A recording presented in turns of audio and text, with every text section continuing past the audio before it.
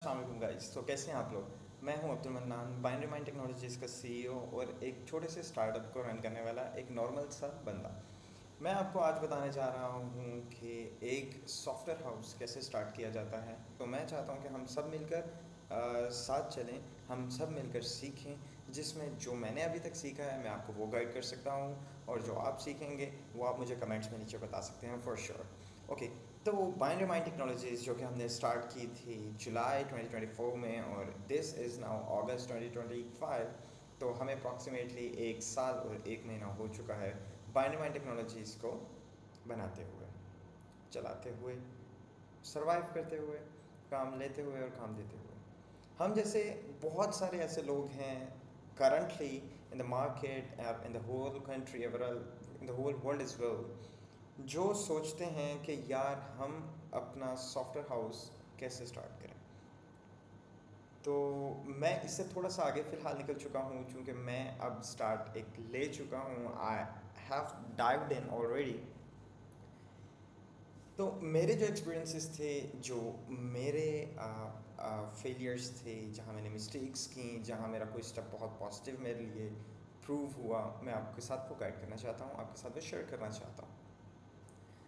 सबसे पहले तो मैं आपको बता दूं कि अगर आप चाहते हैं कि आप एक सॉफ्टवेयर हाउस का स्टार्टअप करें, तो this is very very crucial कि आप सबसे पहले एक कॉर्पोरेट सेक्टर का थोड़ा सा एक्सपीरियंस लें, लाइक 4 to 5 years मस्ट है। बिकॉज ऐसी बहुत सारी बातें हैं जो एक प्रोग्रामर, बहुत अच्छा प्रोग्रामर भी नहीं जानता होगा। फॉर एग्ज़ाम्पल, मैं लेट से एक बहुत अच्छा प्रोग्रामर हूँ, मुझे मैनेजमेंट तो नहीं आएगी ना एक छोटे से स्टार्टअप में रहते हुए। मुझे मेरे वर्क फ्लोज का तो पता नहीं चलेगा, राइट। मुझे ये नहीं पता चलेगा कि how to manage the team, how to manage the employees, how to manage your superiors and as well as your juniors. तो ये जितनी भी बातें होती हैं ये हमें पता चलती हैं when we particularly dive in the corporate sector.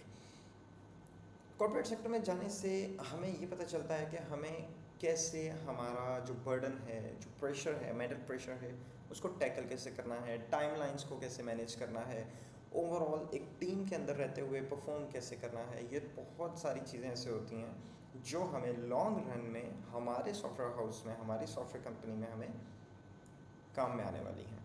तो if you are only a developer, if you are only a programmer, लेकिन जिसकी एक्सेप्शनल स्किल्स हैं, वो अगर चाहे कि यार मैं एक सॉफ्टवेयर कंपनी रन करूँ, या it can be, but it's not 100% sure कि वो बहुत अच्छा लेकर चलेगा। इसकी कुछ परसेंट तक ठीक है, 10, 20, 30% जो है वो सक्सेस रेशो हो सकती है, but most of the time just a person with only development skills can not run a company, right.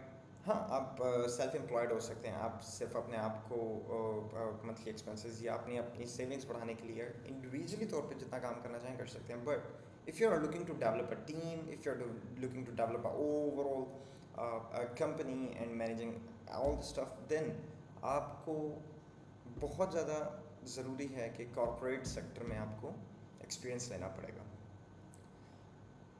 तो मैं चलता हूँ और मैं बताता हूँ कि सबसे पहले लेट से अगर कोई person who has already taken the experience from the corporate and now he is planning to jump into the business model and establishing a company for himself। तो इसके लिए सबसे ज़्यादा इम्पोर्टेंट क्या होता है कि सबसे पहले आपने अपना बिजनेस मॉडल डिफाइन करना है कि आपका बिजनेस मॉडल क्या होने जा रहा है। देखें, हम जो प्रोग्रामर्स लोग होते हैं, फॉर एग्जांपल, हमारा इतना बड़ा इशू नहीं होता प्रोग्रामिंग करना, कोडिंग करना। हमारा इशू होता है हमें क्लाइंट्स क्रैप करना। हम क्लाइंट्स लाएंगे तो हम उन पर कोड करेंगे, हम खुद कोड कर कर करके कहाँ रखेंगे, right, until unless we are developing a product for ourselves. लेकिन जो प्रोडक्ट होती है जिसको हम अपने लिए बना रहे होते हैं, it's 100% time taking thing. And उसके लिए अगर तो मेरे पास बैकअप पड़ा हुआ है for surviving my family, for surviving myself for approximately 3 to 4 or 6 months or 12 months, depending on the nature and the size of the product that we are looking for, अगर तो backup इतना पड़ा हुआ है तो ठीक है। अगर नहीं है बैकअप तो ब्रो, सबसे पहले हमें क्या करना पड़ता है, हमारा सबसे बड़ा फ्रॉग ईट करना पड़ता है। Eat my frog, you must read the book eat the frog. तो मैं चाहता हूँ, ओके, तो सबसे पहले हमें क्या करना होगा, हमारा ये वाला एक जो इशू है कि यार हमें क्लाइंट्स कहाँ से मिलेंगे। हमें क्लाइंट्स मिलेंगे तो हम काम करेंगे तो उसको ग्रो करेंगे, and then will establish a company. तो मेरा जो सबसे बड़ा ओपिनियन है, सजेशन है आप सबके लिए, वो ये है कि सबसे पहले आप अपनी किसी भी फ्रीलांसिंग प्लेटफॉर्म पर प्रेजेंस बनाएं। और फ्रीलांसिंग प्लेटफॉर्म पर प्रेजेंस के लिए होता है कि जो मार्केट में दो बिग फ्रीलांसिंग वेबसाइट्स हैं, number one is Fiverr and the second one is Upwork. इसके अलावा बहुत ज़्यादा हैं, पीपल पर और and we can say Toptal, we can say freelancer.com जो ऑस्ट्रेलियन बेस्ड है। हम इस पर काम कर सकते हैं और ये अच्छी मार्केट्स हैं। बट या मेरी नज़र में, मैं आपको अगर बहुत अच्छे से बताऊं तो fiverr.com, freelancer.com and upwork.com are the top most market places for the developers like us who are willing to create something for our own, right? Okay तो सबसे पहले मैं आपको बताऊंगा कि हमने ऐसा नहीं करना कि जी फाइवर पे भी अकाउंट बना लिया, अपवर्क पे भी बना लिया, फ्रीलांस पे भी बना लिया। नहीं, हमें हमारा इनिशियल फोकस, इनिशियल पावर एक जगह पे मैप करके उसको लेकर चलनी है, राइट? सबसे पहले आप सेलेक्ट करें अपवर्क, फ्रीलांसर या फाइवर। अब इन तीन में से कौन सा सेलेक्ट करना है, उसके लिए मैं आपको बेहतर तरीका बता सकता हूँ। देखें, if you are the person who is coming from a wealthy background, from a very good background, जो अपवर्क पे रहते हुए अगर एफर्ट करना चाह रहा है तो अपवर्क पे भी इन्वेस्ट कर सके, प्लस जब तक बिजनेस जनरेट नहीं हो रहा वो सेल्फ इन्वेस्ट भी कर सके, तो आप अपवर्क पे जाएं। If you are coming from a family जो हैंड टू माउथ है, मिडिल क्लास फैमिली है, तो हमारे लिए जो बेहतरीन ऑप्शन होती है वो होती है freelancer.com और fiverr.com। अब अगर हम बात करते हैं फाइवर या फ्रीलांसर की, Fiverr is just like a market. अल्हम्दुलिल्लाह, Fiverr is just like a market जिसमें क्या होता है, हमने अपनी दुकान सेटअप की, हमने बताया, हमने रैक्स सेटअप किए, हमने बताया यार हम एसईओ कर सकते हैं, हम वेब डेवलपमेंट कर सकते हैं, हम Python, Django, flask, fast API, AI model, chatbots, agents, PHP, Laravel, node JS, cake PHP, हम भाई ये काम कर सकते हैं। हमने गिग्स बना बना के प्रॉपरली गिग्स सेट करके हमारे रैक्स जो हैं वो सेट कर लिए। अब क्लाइंट की मर्ज़ी है कि वो कब आए, और जब वो आएगा, लेट से क्लाइंट अपनी बास्केट में लेकर आ रहा है कि यार मैंने एक लारावेल एप्लीकेशन बनानी है, then there are a lot of the freelancers as well as in the Fiverr already, जो बोल रहे हैं कि यार we are the person who can develop a Laravel website for you. तो क्लाइंट उन सबको छोड़ के आपके पास क्यों आएगा? वाई, इस चीज़ को हमने फाइंड आउट करना। अब जब ये वाई है ना, तो this is really a big issue now days कि हमारे पास क्लाइंट क्यों आएगा। या तो हम उसको बहुत अच्छी सर्विसेज प्रोवाइड कर रहे हैं, बट जब तक क्लाइंट हमारी सर्विसेज नहीं ले रहा, उसका हमारे साथ कोई पास्ट एक्सपीरियंस नहीं है, हमारी प्रोफाइल अभी न्यू है, क्लाइंट को कैसे पता चलेगा कि यार either we are a good developer और we are a bad developer और अ मीडियोकर लेवल डेवलपर, हमने इस तरह की एप्लीकेशंस पहले कभी बनाई हैं, वी कैन टैकल इट और नॉट। क्लाइंट को कुछ नहीं पता, राइट? तो इन सब चीज़ों के लिए सबसे पहले होता है कि छोटे टिकट्स के प्रोजेक्ट्स जो हैं वो लेना स्टार्ट करें, लाइक $5, $10। सिर्फ इनसे होता है कि हमारा अकाउंट, अगर हम सिर्फ फाइवर की बात कर रहे हैं अभी, राइट, हमारे अकाउंट की एसईओ फाइवर एल्गोरिदम के अंदर बढ़ती है, हमारे अकाउंट की अर्निंग बढ़ती है, तो ऑटोमेटिकली रिव्यूज़ भी बढ़ते हैं। जब रिव्यूज़ बढ़ते हैं तो let's say there is a next person who is searching on the Fiverr looking for a Laravel based application, तो हमारी प्रोफाइल रैंक करती है, first page, second page, first line, second line, और मे बी फर्स्ट गिग और second gig, depends, right? जितने अच्छे आपके gigs होंगे image wise, description wise, and the third thing is जितना अच्छा आपका रिस्पॉन्स रेट होगा। Like if a person has texted you and you are replying to that person like after 2 days और 3 days, you are not in the game, okay? आपको replies करने पड़ेंगे instantly और मे be within an hour, okay? Fiverr इस चीज़ को बहुत track करता है। तो चलें, हम बहुत ज़्यादा डिटेल में नहीं जाते, इसके लिए हम एक सेपरेट बिल्कुल साइड पे फाइवर का एक लेक्चर रिकॉर्ड करेंगे, देन फ्रीलांसर का करेंगे, and as well as for the upwork.com। अभी सिर्फ मैं आपको बताता हूँ कि आपने चलना कैसे है। आपने इन तीन में से, अगर अपवर्क पे चल रहे हैं तो सिर्फ अपवर्क लें और साथ फाइवर बना लें, अगर फ्रीलांसर पे चल रहे हैं तो सिर्फ फ्रीलांसर लें और साथ फाइवर बना लें, बिकॉज फाइवर एक ऐसी चीज़ है जिस पे हमें वन टाइम 1 2 3 दिन मेहनत करनी पड़ेगी, लेकिन उसके बाद हमें सिर्फ वीकली और मे बी ट्वाइस अ वीक उस पर ज़रा सी एसईओ कुछ ट्वीक्स की और साइड पे रख दिया, एंड देन क्लाइंट्स खुद ही आते हैं। बट अपवर्क और freelancer.com ऐसी है जहाँ पे हमें डेली बेस पे एक्टिव रहना पड़ता है, ताकि हम बिड्स करें क्लाइंट को, प्रपोजल डालें क्लाइंट्स को, and then will get the client in our chat box, and हम उनके साथ कम्युनिकेशन करते हैं, like how the project is going to be, what you are looking for as a deliverables and stuff like that। उसके base पर फिर हम timeline and budget decide करते हैं एंड देन हमारी प्रोफाइल जो होती है वो आहिस्ता ग्रो करना स्टार्ट कर देती है। मैं आपको बता रहा था, coming back to the main topic, कि हमें एक सॉफ्टवेयर हाउस कैसे स्टार्ट करना होता है। जब हम इस पॉइंट पर पहुंच जाते हैं कि यार हम जितना हमारी लास्ट जॉब से अर्न कर रहे थे मंथली, अप्रॉक्सीमेटली ब्रेक इवन मैं कर चुका हूँ अपने बिजनेस से, either we are doing it from the personal reference, Fiverr, freelancer, Upwork और एनी अदर मार्केट। जो हमने सिर्फ एक रखी है, हमारा सारा फोकस हमने उसकी तरफ रखा हुआ है। जब हम देखेंगे कि यार हमारा मंथली इनकम इक्विवेलेंट हो चुकी है, तब हम ब्रेक डाउन में आ गए हैं, हमारे लिए एक गुड साइन है। फिर हमें सोचना है कि हम अब इससे नेक्स्ट स्टेप में कैसे जाएं। इससे पहले तक सिर्फ हमारा फर्स्ट एंड प्रायोरिटीज गोल ये होना चाहिए कि हमें हमारी लास्ट सैलरी निकालनी। अच्छा, जब हमारा ये प्रोसेस हो जाता है लाइक 1 मंथ और 2 मंथ्स बेयरली, ये मैं आपको बता रहा हूँ according to the market of 2025 which is either going to be end now, it's August. अभी मार्केट में सेचुरेशन तो बहुत ज़्यादा है, लेकिन क्लाइंट्स बहुत ज़्यादा हैं, क्लाइंट्स को चाहिए लोग। हम देखते हैं वाइब कोडिंग आ गई, हम देखते हैं यार एआई एजेंट्स आ गए, आप प्रॉम्प्ट करें और वो ऑटोमेटिकली कोड लिखते हैं। I am sorry bro, this is the case, ये हो रहा है। बट अभी वाइब कोडिंग, अभी एआई एजेंट्स, अभी आपकी प्रॉम्प्ट इंजीनियरिंग वगैरह इतनी स्मार्ट नहीं हुई कि वो ह्यूमन ब्रेन के साथ कंपेरिजन्स कर सकें, या वो हमसे ज़्यादा ह्यूमन ब्रेन से ज़्यादा स्मार्ट हो चुके हैं, but in other matters. When it comes to coding, अल्लाह ताला ने ह्यूमन ब्रेन इतना फ्लेक्सिबल रखा है कि अभी कोई मशीन, कोई एआई मॉडल उस लेवल पे नहीं पहुंचा।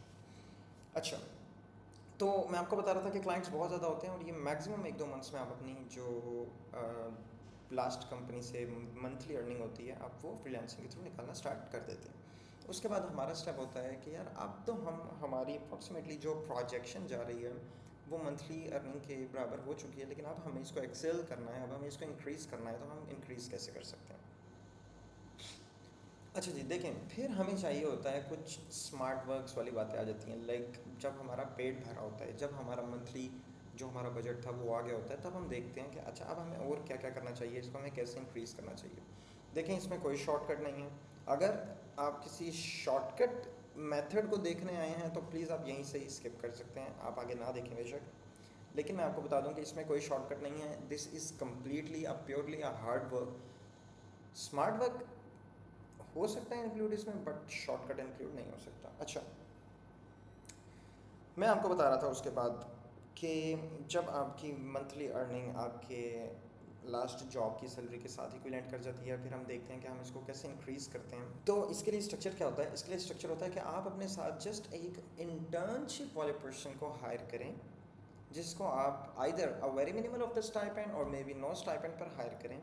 आप घर से काम कर रहे हैं, फ्लैट से काम कर रहे हैं, you have a very small office और आपके दोस्त का office, whatever it can be, आप एक लाइक एंट्री लेवल पर्सन को एज एन इंटर्न हायर करें, but he should know how to read, how to understand, how to write English as well, because English is the only language जो globally इस field में भी अभी तक बहुत बहुत इम्पॉर्टेंट है।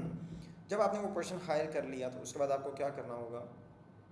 आपके पूरे दिन के टास्क में जो बहुत छोटी छोटी चीज़ें, बहुत छोटी छोटी चीज़ें, वो चीज़ें जो आप अगर खुद ना भी करें लेकिन और कोई कर ले तो वो मैनेज हो सकती हैं, आप वो सारी चीज़ें शिफ्ट करें अपने इंटर्नी पे। लाइक यार आप ऐसे काम करो, आप आज मेरे लिंक्डइन बना दो कंपनी के, आप सारे सोशल हैंडल्स पे कंपनी का अकाउंट बना दो और आप उसमें क्या करो कि चैट जीपीटी को यूज़ करके या कुछ करके हमारी डेली पोस्ट्स कंपनी हैंडल्स पर जानी चाहिए, आप वो रेडी करो, कैनवा शनवा यूज़ करो, उन्हें लर्न करो एंड देन मुझे दिखाओ, मैं पोस्ट अप्रूव करूँगा या उसमें कोई चेंजेस होंगे वो चेंजेस करवाऊँगा and then will good to go to all the social handles of the company. इससे क्या होगा, आपकी साइड हसल के साथ साथ आपके कंपनी हैंडल्स वो भी थोड़ा सा ग्रो करने लग जाएंगे। You will get to know in the market के there is a person in the market with this company name and who is representing the company as the CEO। Okay, मैं आपको एक नेक्स्ट वीडियो बनाऊंगा जिसमें मैं आपको बताऊंगा कि यार हमें क्लाइंट्स के साथ कैसे बात करनी चाहिए, हमें क्लाइंट्स के साथ डिस्कशंस करने चाहिए जब क्लाइंट को लगे कि यार he is the right person for my project, either हमें शायद उसके बारे में पता भी नहीं है, राइट? क्योंकि मैं आपको ये नहीं बता रहा कि आपको एक प्रोग्रामर कैसे बनना है, मैं आपको बता रहा हूँ कि आपको एक CEO कैसे बनना है।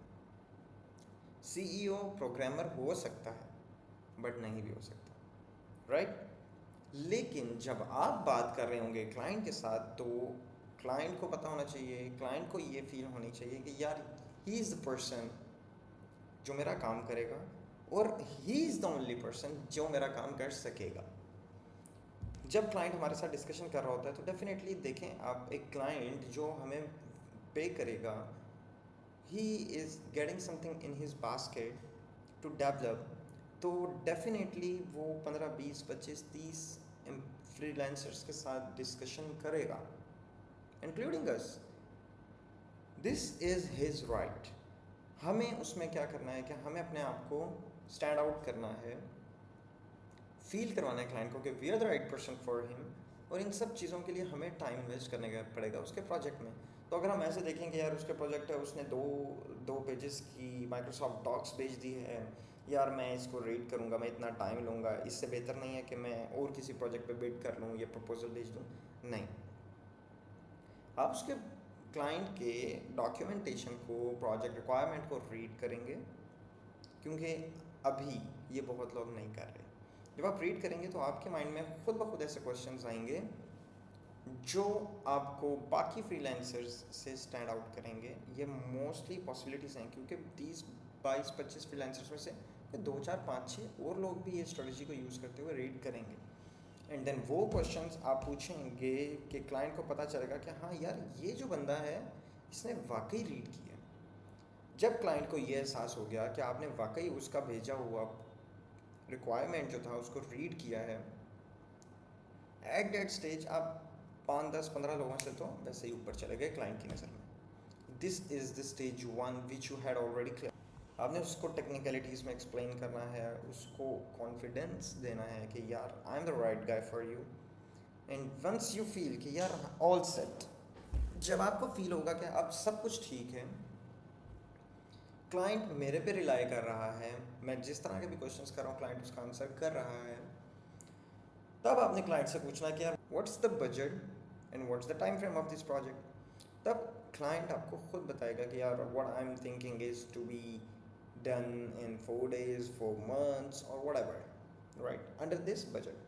तब आपने एक एनालिसिस करने हैं अपने कि यार मैं पर डे 8 घंटे काम करूं तो मैं मिनिमम इतनी अमाउंट लूँगा या मैक्सिमम इतनी अमाउंट लूँगा। वो चीज़ आपने पहले बना के रखी होगी अपने माइंड में। आपने कैलकुलेट करना है कि अच्छा यार ये बंदा मेरे से कह रहा है कि मुझे 2 हफ्ते में प्रोजेक्ट चाहिए, 2 वीक्स में प्रोजेक्ट चाहिए, इट मीन्स 10 वर्किंग डेज। अगर मैं एक दिन में 10,000 रुपया अपने आप के लिए अर्न करता हूँ, लेट से कि मैं कहता हूँ कि यार अगर मैं किसी का काम 8 घंटे करूँगा तो मैं दिन का 10,000 लूँगा, और ये 2 वीक्स कह रहा है, मतलब 10 दिन कह रहा है, 10 वर्किंग डे का मतलब है कि मैं 1 लाख रुपया चार्ज करूँगा। This is the minimum. Maximum आप कह सकते हैं कि मैं पर डे 20,000 अपने लिए समझता हूँ, according to my expertise, according to my like skill set और व्हाटएवर।